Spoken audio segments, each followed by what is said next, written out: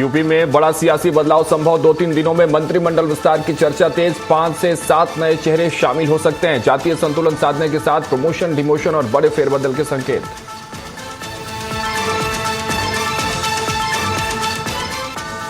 लखनऊ में भाजपा की महिला आक्रोश मशाल यात्रा, नारी शक्ति वंदन बिल पर विपक्ष के खिलाफ प्रदर्शन, लोक भवन से अटल चौक तक रैली, बड़ी संख्या में महिलाएं शामिल, ट्रैफिक डायवर्जन और कड़ी सुरक्षा व्यवस्था लागू।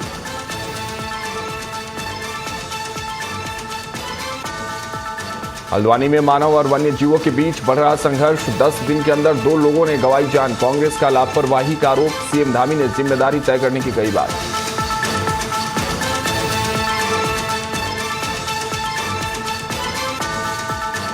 हरिद्वार में कुंभ की तैयारियां तेज, मेला अधिकारी सोनिका ने किया निरीक्षण, अधिकारियों को समय से तैयारी पूरी करने के निर्देश।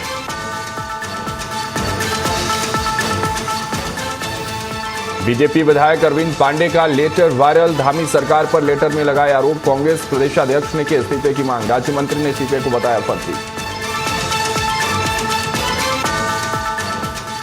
रुड़की में किसान नेता राकेश टिकैत और विधायक उमेश कुमार की मुलाकात, किसानों की समस्याओं को लेकर की चर्चा, टिकैत उमेश मुलाकात से गरमाई सियासत। हरिद्वार में कुत्ते को गंगा में नहलाने का मामला, घाट पर जमकर हुआ हंगामा, सोशल मीडिया पर वीडियो वायरल।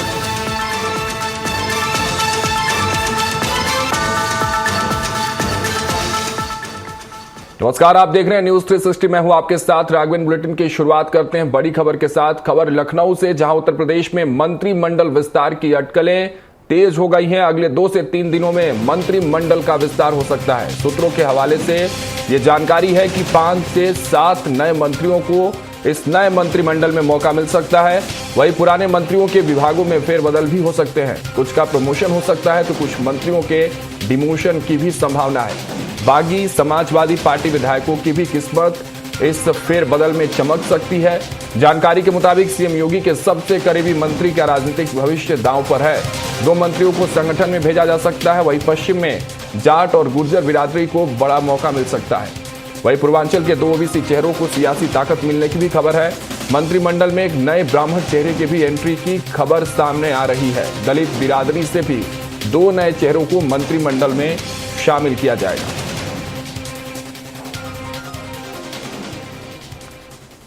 तो वहीं लखनऊ में भाजपा ने महिला आक्रोश मशाल यात्रा निकाली और नारी शक्ति वंदन बिल के मुद्दे पर विपक्ष के खिलाफ प्रदर्शन किया। मशाल यात्रा लोक भवन से अटल चौक तक निकाली गई, जिसमें प्रदेश अध्यक्ष पंकज चौधरी समेत पार्टी के कई नेता और बड़ी संख्या में महिलाएं शामिल हुई।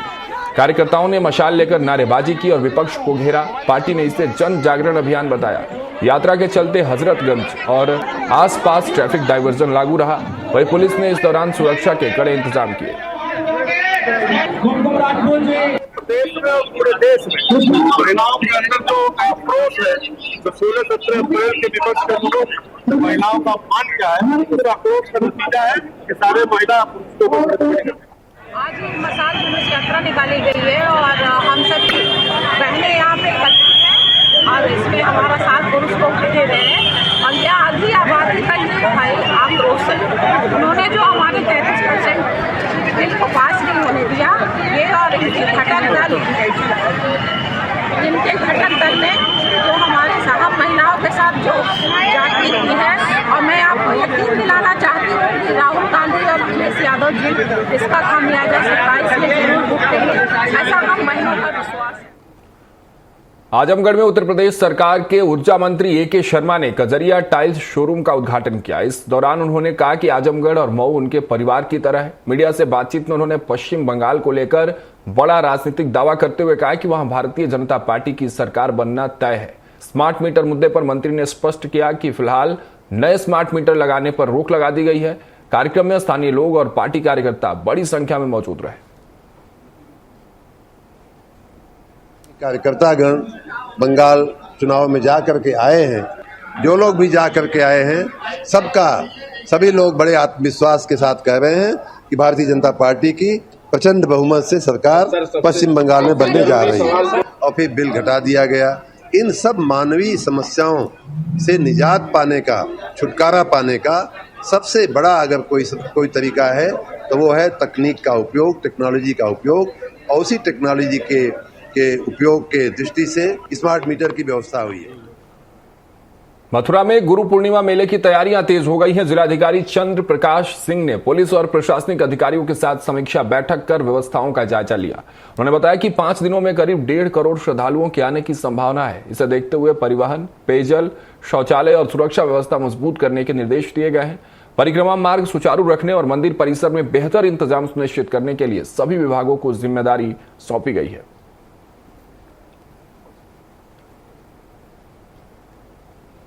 गोवर्धन तहसील में आयुक्त महोदय, डीआईजी साहब और मैं एसएसपी साहब पूरी टीम थी। आगामी जो जुलाई में मुंडिया पूर्णिमा का 5 दिन का मेला होता है, जिसमें 5 दिन में लगभग 1.5 करोड़ से अधिक श्रद्धालु गिरिराज जी की परिक्रमा करते हैं। उन्हें परिवहन की कोई असुविधा ना हो, पीने के पानी की असुविधा ना हो, टॉयलेट आदि की असुविधा ना हो, रुकने की असुविधा ना हो। जो परिक्रमा मार्ग है वो प्रॉपर सुचारू रूप से संचालित हो। उत्तराखंड में मौसम एक बार फिर बदलने वाला है। पिछले 24 घंटों में पर्वतीय क्षेत्रों में हल्की बारिश के बाद मौसम विभाग ने 3 से 5 मई के लिए ऑरेंज अलर्ट जारी कर दिया है। इस दौरान प्रदेश के कई हिस्सों में तेज हवाएं, ओलावृष्टि और बिजली गिरने की संभावना जताई गई है। मौसम विज्ञान केंद्र के रोहित थपलियाल के मुताबिक 3 मई से पर्वतीय और मैदानी इलाकों में बारिश की गतिविधियां बढ़ेंगी। 4 और 5 मई को मौसम ज्यादा खराब हो सकता है। कई जिलों में तेज बारिश देखने को मिलेगी। वहीं मौसम विभाग ने चेतावनी दी है कि 40 से 50 किलोमीटर प्रति घंटे की रफ्तार से हवाएं चल सकती हैं। लोगों को सावधानी बरतने और खराब मौसम में सुरक्षित जगह पर रहने की सलाह दी गई है। नमस्कार, मैं मौसम विज्ञान केंद्र देहरादून से बोल रहा हूँ।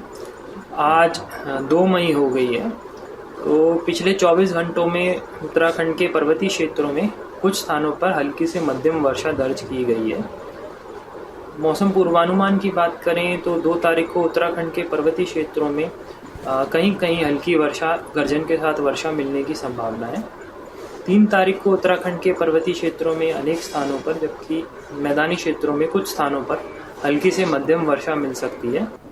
लखनऊ सहित उत्तर प्रदेश के कई जिलों में तड़के गरज चमक के साथ तेज बारिश और आंधी देखने को मिली। लखनऊ, अयोध्या और अंबेडकर नगर में करीब 40 किलोमीटर प्रति घंटा की रफ्तार से हवाएं चली, जिससे मौसम सुहाना हो गया। हालांकि कई क्षेत्रों में बिजली आपूर्ति बाधित रही। मौसम विभाग के अनुसार अधिकतम तापमान करीब 34 डिग्री और न्यूनतम तापमान 25 डिग्री के आसपास रहने का अनुमान है। 4 मई से नए पश्चिमी विक्षोभ के असर से फिर आंधी बारिश का दौर शुरू होगा। इससे तापमान में 6 से 8 डिग्री तक गिरावट संभव है और असर 6 मई तक रहेगा।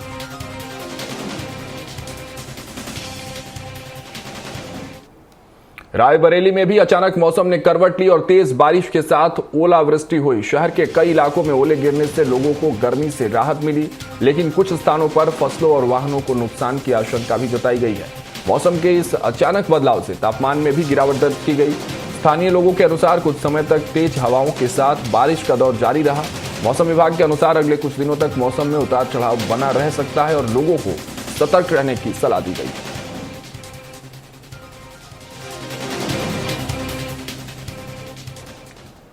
बागपत के सिंघावली अहिर थाना क्षेत्र के डोला गांव के जंगल में शराब पार्टी के बाद एक युवक की ईंटों से पीट कर हत्या कर दी गई। बताया जा रहा है कि युवक अपने दोस्तों के साथ पार्टी में शामिल हुआ था, जहां किसी बात को लेकर कहासुनी हुई। विवाद इतना बड़ा कि आरोप है दोस्तों ने ही युवक पर हमला कर उसकी हत्या कर दी। परिजनों ने आरोप लगाया है कि आरोपी युवक को घर से बुलाकर ले गए थे। घटना के बाद पुलिस ने शव को पोस्टमार्टम के लिए भेज दिया और मामले की जांच शुरू कर दी।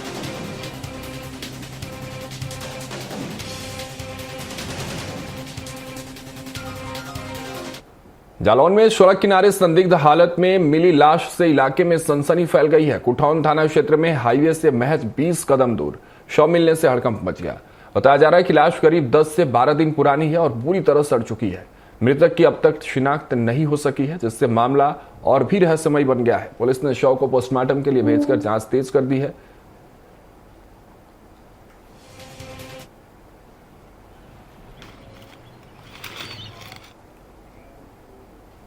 जालौन से एक सनसनीखेज मामला सामने आया, जहां सीडीओ के नाजीर ने फांसी लगाकर जान दे दी है। उरई कस्बे में उनका शव फंदे से लटका हुआ मिला, जिससे इलाके में हड़कंप मच गया।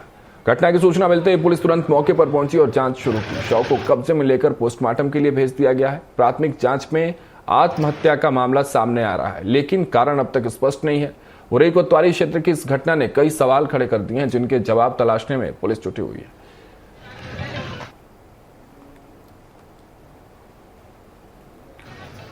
देहरादून में मुख्यमंत्री पुष्कर सिंह धामी ने सचिवालय में विधानसभा क्षेत्रों में घोषणाओं की समीक्षा की। यमकेश्वर, पौड़ी, श्रीनगर, चौबट्टा खाल, लैंसडाउन और कोटद्वार में विकास कार्यों की प्रगति का जायजा लेते हुए उन्होंने अधिकारियों को समय पर काम पूरा करने के निर्देश दिए। मुख्यमंत्री पुष्कर सिंह धामी ने कहा कि लंबित घोषणाओं के शासनादेश 15 जून 2026 तक हर हाल में जारी किए जाएं। काम की निगरानी के लिए पीआरटी चार्ट बनाएं। बिजली, पेयजल, स्वास्थ्य, सड़क, वनाग्नि और मानव वन्यजीव संघर्ष जैसी समस्याओं का तुरंत समाधान करें। हर विकास खंड में बालिकाओं के लिए छात्रावास, पौड़ी में मल्टीपर्पज हॉल और रघुनाथ, लक्ष्मण, सीता माता मंदिर जैसे स्थलों को धार्मिक सर्किट के रूप में विकसित किया जाए। विधायक जो समस्याएं उठाएं उन्हें प्राथमिकता से हल करें। सरकारी भवनों में सौर ऊर्जा को विशेष तौर पर बढ़ावा दें।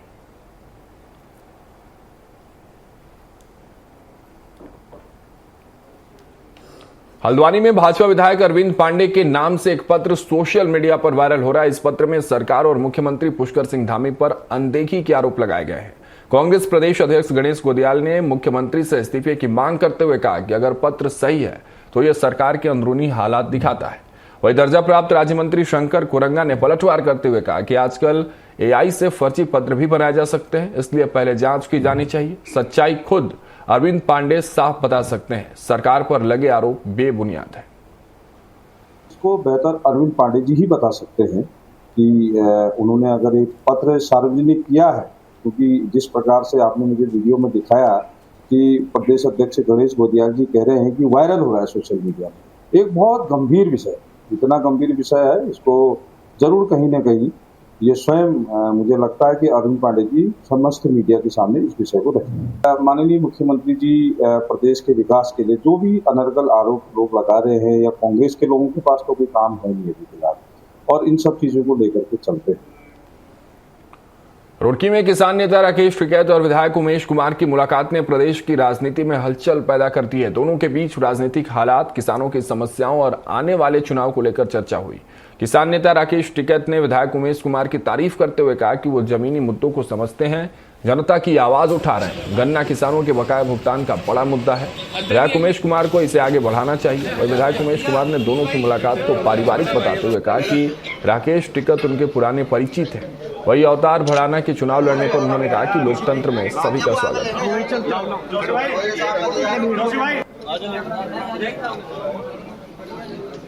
यहाँ पर तो उमेश भाई साहब भी ने, क्योंकि बहुत दिन बाद में मुलाकात हुई, जब एक वो विवाद सा होगा था आप लोग। मेरे एक देहरादून में एक हत्या हुई एक लड़के की, तो उसके बारे में चर्चा करी यहाँ पर। तो ये है कि उत्तराखंड के बारे में चर्चा करी, यहाँ के किसानों के बारे में चर्चा करी, और ये संघर्षशील आदमी है, यही सही जानकारी उत्तराखंड की दे सकते हैं। ये उत्तराखंड की सरकार क्या कर रही, आप विधानसभा में भाई ठीक मुद्दे अपना उठाते रहे, तो यही बातचीत। मेरे पारिवारिक मित्र हैं, 14 साल से मेरे उनके साथ रिश्ते हैं, और समय समय पर मैं उनसे सलाह लेता रहता हूं।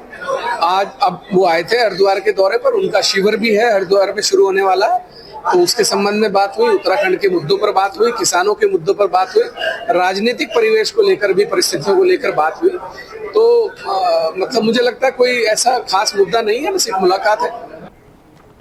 हरिद्वार में मजदूरों के न्यूनतम वेतन को लेकर सियासत तेज हो गई है। कांग्रेस नेता वरुण बालियान ने सहायक श्रमायुक्त को ज्ञापन सौंपकर सरकार के 13,800 रुपए प्रतिमाह न्यूनतम वेतन के फैसले का विरोध किया। उन्होंने कहा कि मजदूरों के साथ अन्याय है, महंगाई लगातार बढ़ रही है, ऐसे में वेतन भी बढ़ना चाहिए। उन्होंने कहा कि अकुशल मजदूर को 18,000, अर्धकुशल को 25,000 और कुशल श्रमिक को और अधिक सम्मानजनक वेतन दिया जाए। इसके अलावा सिडकुल में स्थानीय युवाओं को 70% रोजगार देने के नियम का सख्ती से पालन हो।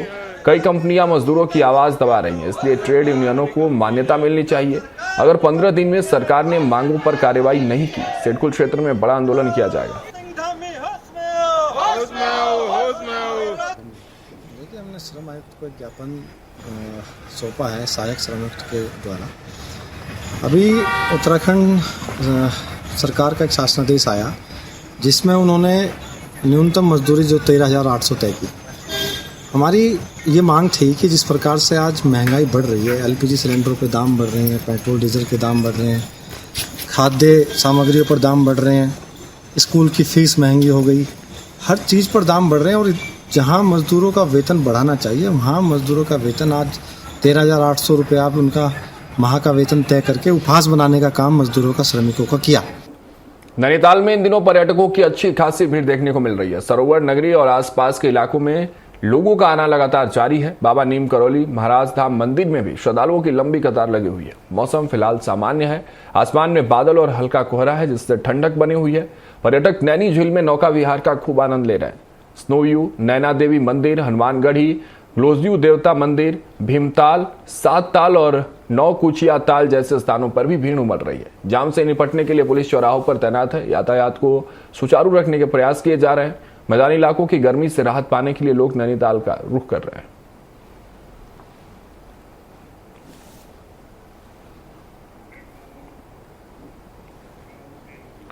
विकासनगर के पछवादून क्षेत्र में बाबा श्री विश्वनाथ मां जगदीश शीला की 27वीं देव डोली रथ यात्रा निकाली गई। श्रद्धालुओं ने जगह जगह फूल मालाओं से देव डोली रथ यात्रा का स्वागत किया। हनुमत धाम परिसर में पूर्व मंत्री प्रसाद नैथानी ने कहा कि यात्रा केवल धार्मिक नहीं बल्कि समाज को जोड़ने वाली पहल भी है। उत्तराखंड को पर्यटन नहीं बल्कि तीर्थाटन प्रदेश के रूप में विकसित किया जाएगा। पिछले 27 वर्षों से यात्रा देव संस्कृति और लोक संस्कृति को बचाने का काम कर रही है। उनका लक्ष्य हनुमत धाम को धार्मिक मानचित्र पर पहचान दिलाना, प्रदेश में ध्यान केंद्रों की स्थापना, पर्यावरण संरक्षण और हिमालय सांस्कृतिक की पहचान को संरक्षित करना है। वहीं पूर्व कैबिनेट मंत्री नवप्रभात ने देव डोली यात्रा निकालने की सराहना करते हुए कहा कि यात्रा लोगों को उत्तराखंड की समृद्ध संस्कृति से जोड़ने का कार्य कर रही है।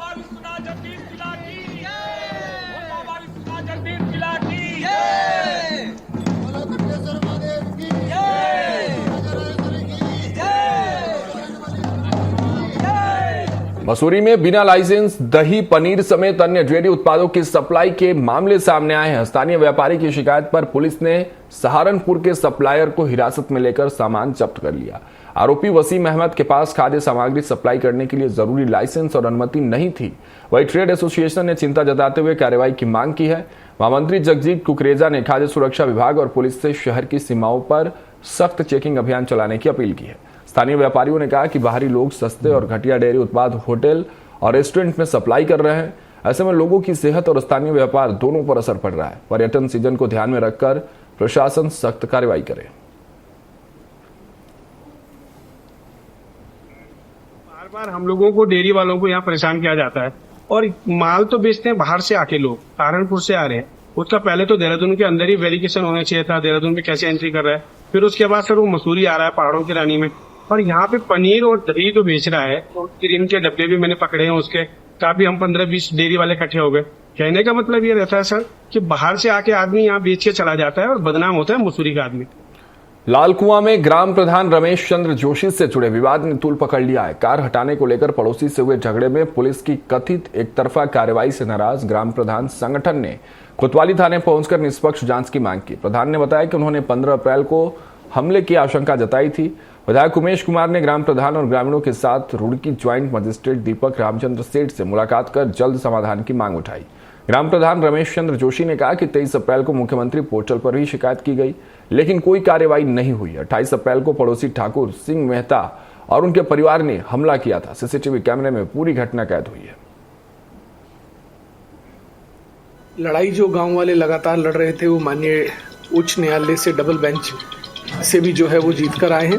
उनके अनुपालन को जो है इस समय क्रियान्वित करना है, उनके आदेशों को क्रियान्वित करना है। उसके संदर्भ में जो भी प्रशासन को कार्रवाई करनी चाहिए वो कर रहा है। एक दौर की वार्ता जो है ज्वाइंट मजिस्ट्रेट कर चुके हैं। डोईवाला के भानियावाला क्षेत्र में उस समय अफरा तफरी मच गई जब एक सांभर रिहायशी इलाके में पहुंच गए। सांभर को देखने के लिए मौके पर लोगों की भीड़ जुट गई। वही सभासद ईश्वर रौथान की सूचना पर वन विभाग की टीम भी मौके पर पहुंची। वन कर्मियों ने कड़ी मशक्कत से सांभर का सुरक्षित रेस्क्यू कर लिया। अधिकारियों ने बताया कि सांभर का प्राथमिक स्वास्थ्य परीक्षण कर उसे सुरक्षित जंगल में छोड़ा जाएगा।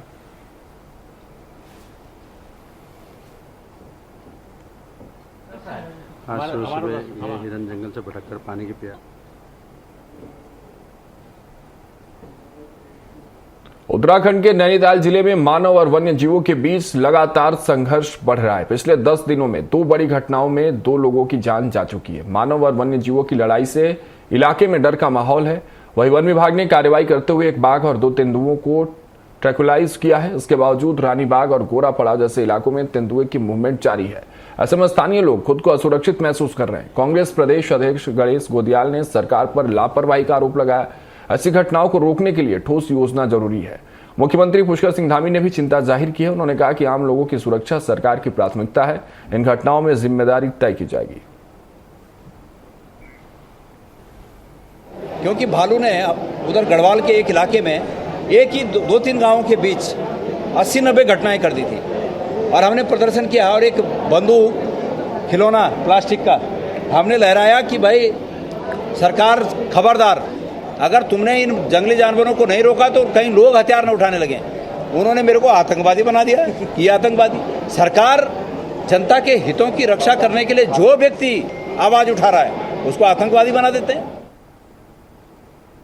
ये हमारे लिए बहुत गंभीरता का विषय है और इसको हम बहुत गंभीरता से ले रहे हैं और इसके लिए बिल्कुल जिम्मेदारी तय की जाएगी और आगे इस प्रकार की घटनाएं कम से कम हो, बिल्कुल ना हो, इस दिशा में पूरा हमारा प्रयास है। क्योंकि सबकी सुरक्षा हमारी सर्वोच्च प्राथमिकता है। उसको ध्यान में रखकर हम सभी प्रकार से इन कार्यक्रमों को आगे बढ़ा रहे हैं। देहरादून में आयुक्त विनय शंकर पांडे की अध्यक्षता में लैंड फ्रॉड समन्वय समिति की उच्च स्तरीय बैठक हुई। बैठक में कुल 125 मामलों पर सुनवाई हुई, जिनमें 20 पुराने और 105 नए मामले शामिल थे। 45 मामलों का निस्तारण किया गया और 24 मामलों में एफआईआर दर्ज करने के निर्देश दिए गए। आयुक्त विनय शंकर पांडे ने कहा कि प्रदेश सरकार की जीरो टॉलरेंस नीति के तहत भूमि धोखाधड़ी बर्दाश्त नहीं की जाएगी।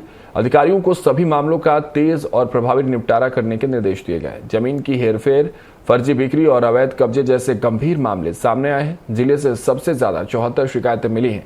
अवैध कब्जा या धोखाधड़ी करने वालों के खिलाफ एफआईआर दर्ज की जाएगी। अधिकारियों को लंबित मामलों में तेजी लाते हुए समय पर कार्रवाई करने के निर्देश दिए गए।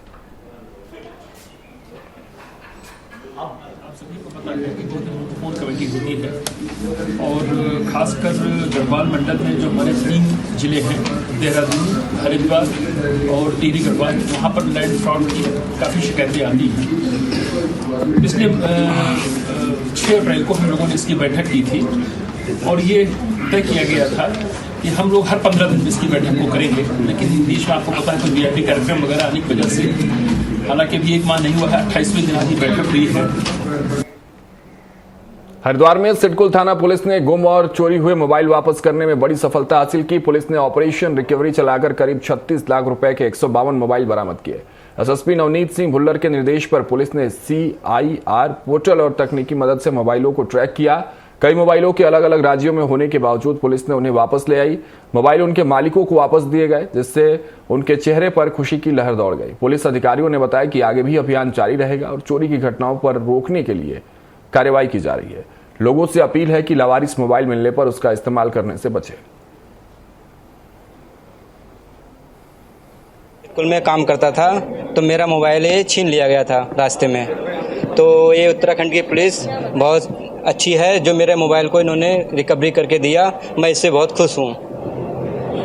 पुलिस, यहाँ की पुलिस बहुत बढ़िया है, बहुत अच्छा काम करती है और बहुत सही है। मोबाइल मिल गया है मुझे, मैं बहुत खुश हूँ। जी, मेरा फ़ोन चोरी हो गया था। मेरे पास, मैं कंपनी में काम करती थी, वहाँ से मेरा फ़ोन चोरी हुआ था। तो फिर मैंने एप्लीकेशन डाला था यहाँ पे आके। फिर मेरे पास कल फ़ोन आया कि आपका फ़ोन मिल चुका है। तो आज मैं फ़ोन लेने आई हूँ। अभियान चला रही है पुलिस, आप पुलिस के बारे क्या सर?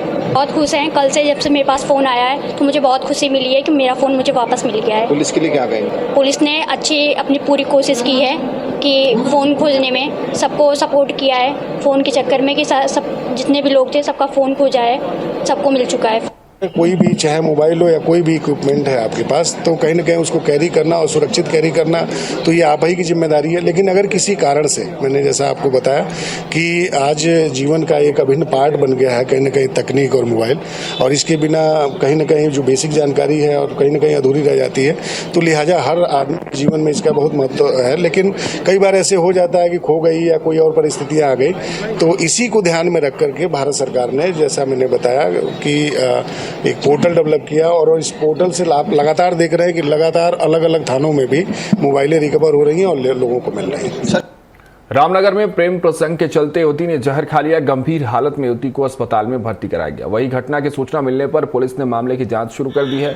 जानकारी के मुताबिक युवती ने रामनगर काशीपुर मार्ग पर भवानीगंज इलाके में जहर खाया। युवती के बेहोश होने पर अफरा तफरी के बीच सभासद प्रतिनिधि जफर ने एम्बुलेंस से उसे सरकारी अस्पताल पहुंचाया। प्राथमिक उपचार के बाद डॉक्टरों ने उसे हायर सेंटर रेफर किया। पुलिस के मुताबिक हल्द्वानी की रहने वाली युवती का अविनाश नाम के युवक से प्रेम प्रसंग चल रहा था। घटना से पहले दोनों के बीच फोन पर विवाद हुआ था। युवक की तलाश करते हुए पुलिस मामले की जांच कर रही है। मैं अपनी दुकान पे बैठा ही था कि एक वहाँ से पास से एक टेम्पो चालक मेरे पास आता है, कहता जफर भाई मेंबर साहब आप जल्दी चलें, वहाँ पर एक महिला जो है बेहोश पड़ी है। अब मैं बोला वहाँ पर वो लोग भी हैं, बोले है तो वहाँ लेकिन कोई हाथ नहीं लगा रहा, कोई देख नहीं रहा है। तो मैं जैसे थे वहाँ पहुँचा, पहुँच करके मैंने एक महिला को रोका। उन महिला से मैंने उनकी हेल्प मांगी, उन्होंने मेरी हेल्प की। हेल्प के बाद उन्होंने उसको देखा कि सर उसके मुंह से ऑल आउट रिफिल की स्मेल आ रही थी। तो सर उसको मैं 108 के माध्यम से, जैसे ही मुझे 108 पे कॉल किया मैंने, उसके माध्यम से मैं सीधे सरकारी हॉस्पिटल लेकर आ चुका हूँ। फिलहाल इस बुलेटिन में मेरे साथ इतना ही। खबरों का सिलसिला जारी रहेगा। आप देखते रहिए न्यूज़ 360।